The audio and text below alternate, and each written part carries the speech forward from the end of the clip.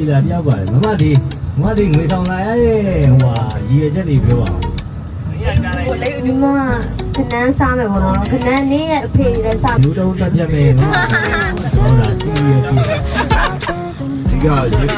ရေမတရားကြပြောလဲဆိုရောကီလိုပေါ်ကောင်ကြောင့်အတက်တယ်ပါအေးမှာဟောရတယ်ပါခနဲ့ဟာ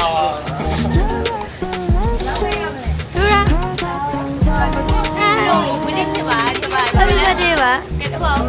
ဘိုးရှိရအောင်လုပ်နေပါတယ်ကျွန်တော်တို့ follow 15သိန်းနဲ့ follow 15သိန်းမဟုတ်ဘူးတရားတော့